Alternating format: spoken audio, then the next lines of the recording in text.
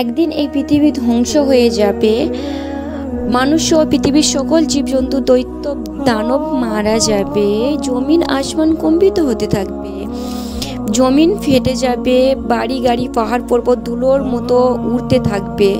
তারপর শুরু হবে এক নতুন জীবন, সেই জীবনের নাম আখিরাত। তারপর সবাই এই দুনিয়ার সকল কাজকর্মে হিসাব দিতে হবে, কে যাবে জান্নাতে, কে যাবে জাহান্নামে। মহান আল্লাহ রাব্বুল আলামিন সবাইকে পুনরুজ্জীবিত করবে, হাসরের ময়দানে দাঁড় করাবেন, সেইখানে বিচার হবে।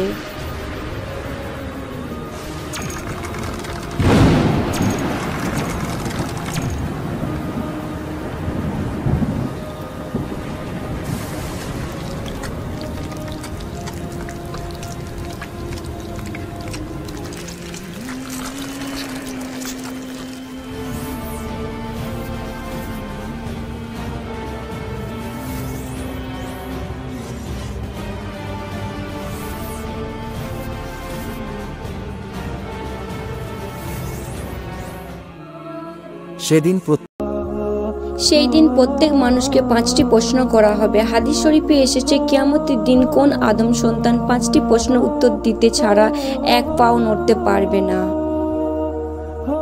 সবাইকে প্রশ্নের উত্তর দিতে হবে 5টি করে। সেদিন তাকে জিজ্ঞাসা করা হবে তারা জীবনের লক্ষ্য উদ্দেশ্য কি ছিল এবং যৌবনকাল কিভাবে কাটিয়েছে, কিভাবে উপার্জন করেছে তা এবং কোন পথে ব্যয় করেছে, তার জ্ঞান বা বিবেক অনুসার কর্ম মহান আল্লাহ রব্বুল ইবাদত করেছে কিনা।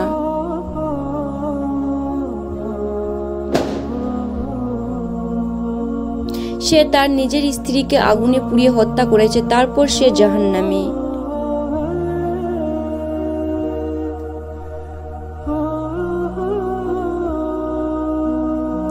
অনেক টাকা পয়সা থাকা সত্ত্বেও দান করে না, অথচ সে টাকা দিয়ে নেশা করেছে, সে জাহান্নামী।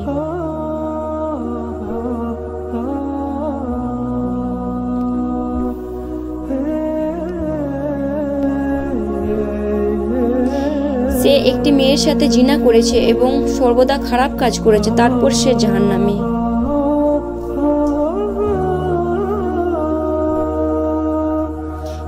নিজের স্বামী থাকা সত্ত্বেও অন্য পুরুষের সাথে জিনায় লিপ্ত হওয়া, তারপর সে জাহান্নামী।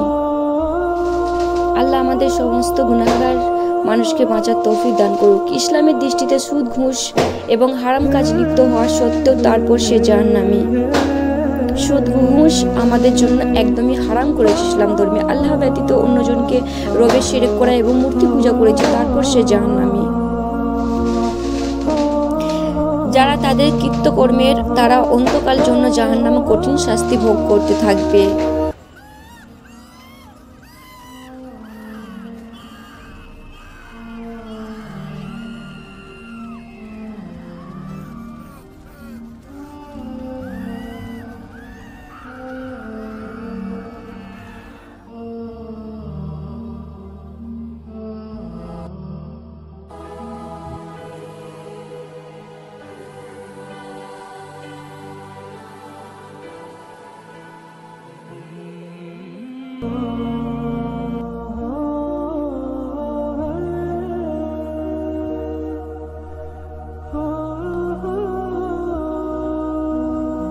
এই ব্যক্তি গরিব মানুষের পাশে দাঁড়িয়েছে, দান খায়রাত করেছে এবং সে জান্নাতে যাবে।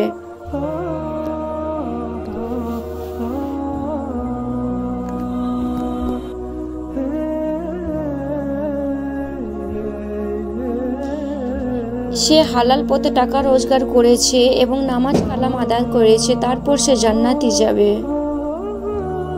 যে ব্যক্তি এই পৃথিবীতে জান্নাতের কাজ করতে পারবে সে তো অবশ্যই জান্নাতে যাবে। এই জন্য আমাদের ঈমান পরিপূর্ণ করে রাখা দরকার। আমাদেরকে জান্নাতে অবশিষ্ট যেতেই হবে। সুবহানাল্লাহ। ওই মানুষদের সেবা যত্ন করেছে এবং সে জান্নাতি, তারপরে সে জান্নাতে যাবে এবং মানুষের উপকার করেছে, মানুষের পাশে থেকেছে।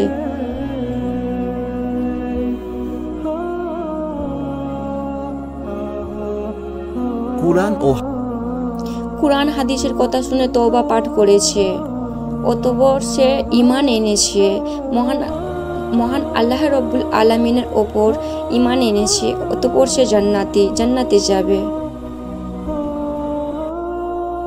কোরআনের জ্ঞান শিক্ষা দিতে গিয়ে কাফেরদের হাতে পাথরের আঘাতে শহীদ হয়েছে। তারপর সে জান্নাতে যাবে, সে জান্নাতি।